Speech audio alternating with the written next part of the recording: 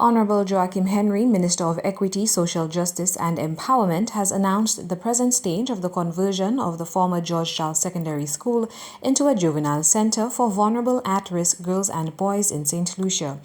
Currently, the Caribbean Development Bank, CDB, has shown the most interest in being the main financier of the project, says the minister. The brief has been developed. We are now preparing a dossier because we have had a meeting with the Caribbean Development Bank, who has interest, would be the main financer or the main source of revenue to do this thing happen.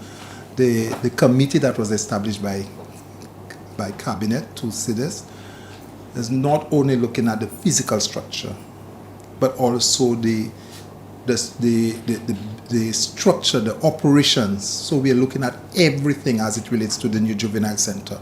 Henry says the mode of operation will also be taken into consideration given the multitude of issues and gaps he has noticed at the Boys Training Centre.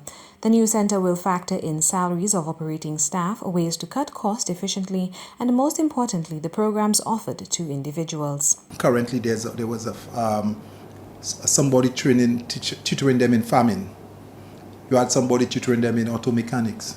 Is that only two areas? These are the only two areas that we're going to train young men because they're the Boys Training Centre.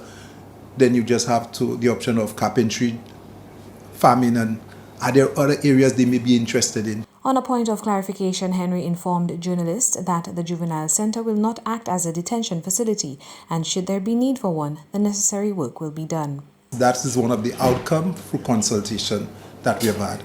So young men who have serious issues with the law, not somebody who have had an infraction, because one would say all boys who have had issues with the law, one may say should be away, should be detained. Not necessarily. You would categorize the infraction. Somebody who probably underage drove and may not be someone who has a gun and go on and try to hurt somebody. So that would be taken into consideration, and all of that would be part of the operations manual, part of the dossier that is being developed by the professionals who are looking at it. The dossier, according to the minister, which includes the structural design of the centre and structure of operation, should be completed by June-July to be presented to the CDB for work to commence on the project. The minister made his statement at Monday's weekly pre-cabinet press briefing. For Choice News Now, I am Chelsea Austinay.